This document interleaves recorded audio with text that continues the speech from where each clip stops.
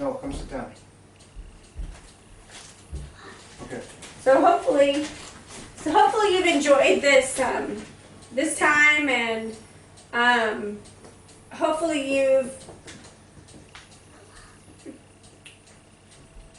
The camera's facing the wrong way. Oh, it's not. That's the opposite direction. You were going to go. So. Doug doing this just as a little blooper video, if you want to include it. And our kids, as we sit here videotaping, but we have to keep going through. We're acting like we're videoing. We turn the camera on them, and they're like waiting at the door, chopping at the bit to come in. I'm hungry. Okay, I'm sleepy. And all that jazz. So hopefully. Keep rolling. Stop making funny faces. Oh, Amelia has no clue she's being videotaped. No, she has no clue. I think Kate Gabriel was might onto have it. caught on to it. I think Kate was onto it. Yeah, I can see it would be scratching his nose otherwise. I don't think so. Millie has no clue. So yes. Oh, so she's crossing her eyes. That's nice. No. Okay.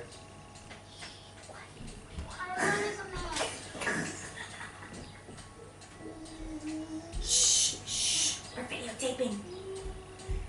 They're videotaping your outro. Go over there. It's not funny. Shut up. Say shut up, Noah. Go away. What? You're doing the outro. Okay. Say bye, camera. Bye, camera. Yeah.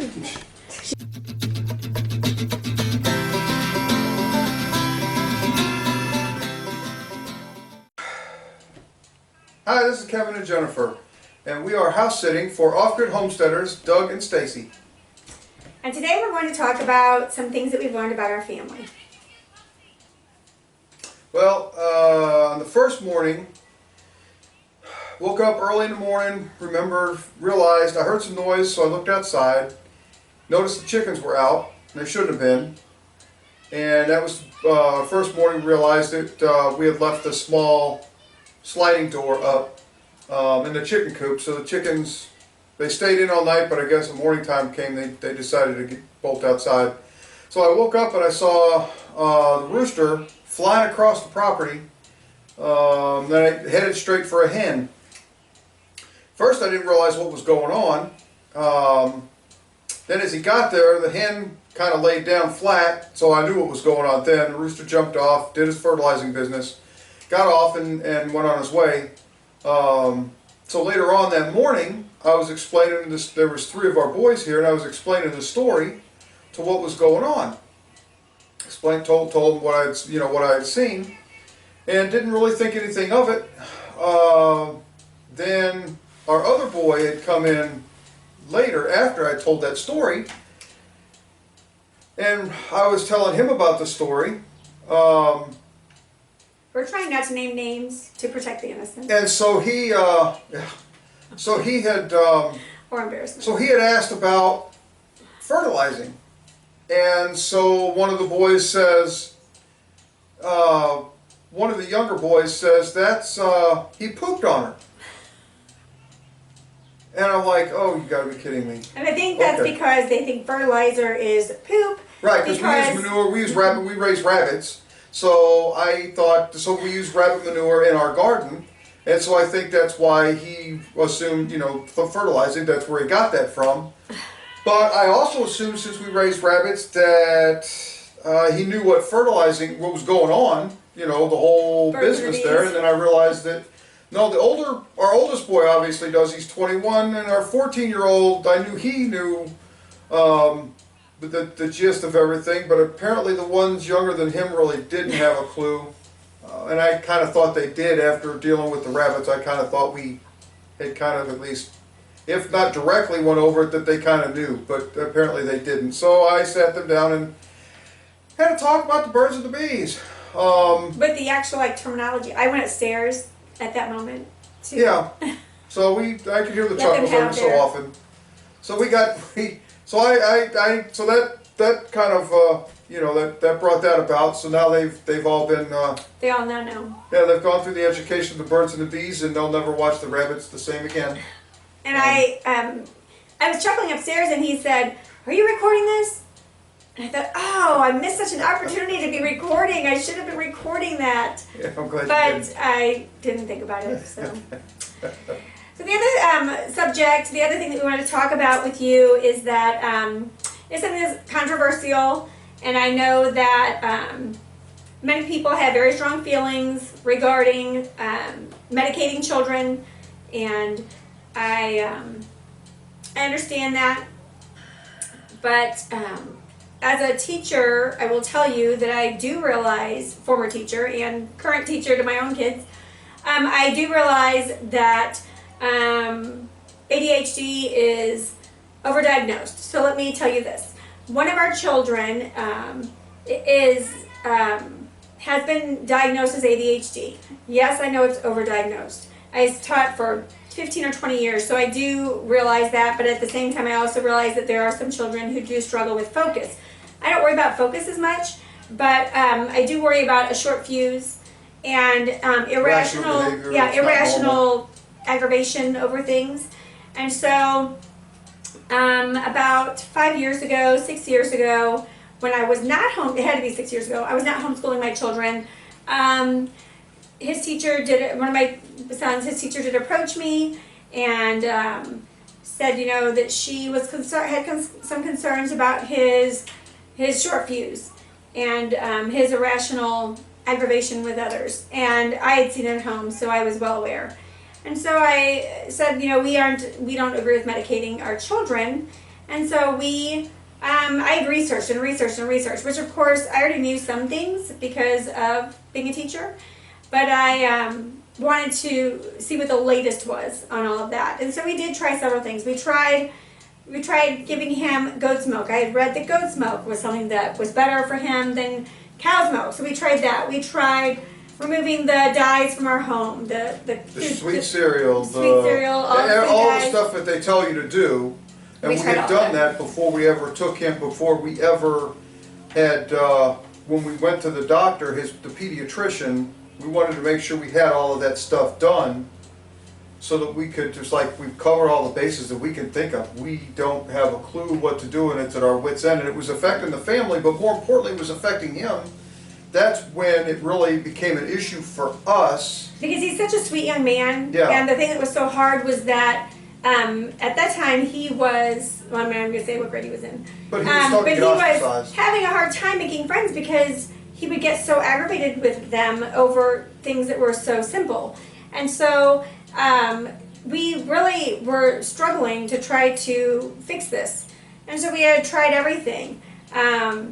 But long story short, when we went to see the pediatrician, one thing that he said that really just rang in my ears was, you know what? Try it for 1 week. Try it for 1 week. It's a medication that goes in his system and out of his system in the same day. So try it for 1 week. You can always stop it. You can stop it anytime you want. So I thought, you know, we're going to give that a try. And I will never forget, I'm going to get emotional. I gave it to him one morning. I did not tell his teacher any of this. I did not tell her we were going to try medication. And we gave him the medication that morning, took him to school, and they had a homework notebook. And every night they would write in their homework notebook their assignment for the day. And his handwriting was so atrocious. And we had practice, and you could hardly ever read his homework assignment. But he came home that day, and his handwriting was beautiful. And that was the first physical sign of, oh my gosh, you know, it was amazing. It was amazing. And so, long story short, we did have one medication. We did medicate him. And I'm There's sure a lot more that can be gone in on that, because Yes. there was some ways that kind of clicked with us. It's, you know, the caffeine, you know, if he needs a little booster here or there, you know, it was amazing how caffeine, but anyway, we say all of that to get to the point of, it's amazing. One of the best things we've noticed since being out here is we haven't had to medicate him. we have medicated him. He's just been, it's not like our diet has changed. There's been no diet change per se. I mean, we've been slowly working things, changing our diet over time anyway, but we haven't, when we were here, it's not like we've there hasn't been enough time for that, and the little bit that we've done hasn't, there's no way that's been enough. But it's just, it's amazing. it's just weird. I don't know what it is. Maybe other people have a clue. I have absolutely no clue, but that's been the greatest thing for us, and honestly for me that's a reason to accelerate our plan, because if I could help him, because we know what we felt comfortable. We were always the parents that were like, we're never going to medicate our kids. We'll never do that. We'll never, because we know it's overdiagnosed. So it's not like we jumped into it and wanted to. No. We've got 5 boys. I know how much energy boys have. Our boys all have energy. They're not comatose. And it wasn't about his energy level. It wasn't about calming him down. Oh, no. He's got a high energy level, but that's fine. I'm hyper. I can handle hyper. It was about he was very frustrated. So frustrated. Mm-hmm. And we had to figure out a way to help him be less frustrated. Because he was so unbelievably frustrated all the time. But even in all that, he knew that he was. yeah, he was starting to have issues because he knew there was something different. He knew there about was him. something that different, and so it was becoming a hindrance. And so, but even feeling justified by what we did here recently, we just keep thinking, man, the whole time we would love to have the same results, but not be on medicine. I don't like the idea of medicating him. So when I'm But I will say, for those of you that do medicate Oh, your yeah, I'm not children, knocking. do not let people make you feel bad for medicating your child. Do the best you can, try everything you can. But we did try so many things, everything. So although I don't... But don't exhaust your efforts. Don't exhaust your efforts. Don't stop trying. But do not make people make you feel bad. Because you're doing the best you can, as long as you're trying to find alternatives. We did try to find alternatives several times, and so I want to make that clear that we are not anti-medication, although we kind of are. You kind of are, but it needs to be a last resort, for sure. Right. And so I think it's jumped on too quickly. I think people who don't use medication jump too quickly on people that do. Okay, we're at 10.5 minutes. Okay, I'm sorry. We're going way past our time. So I think it's important to find alternatives, and I think we have found the alternative for our son.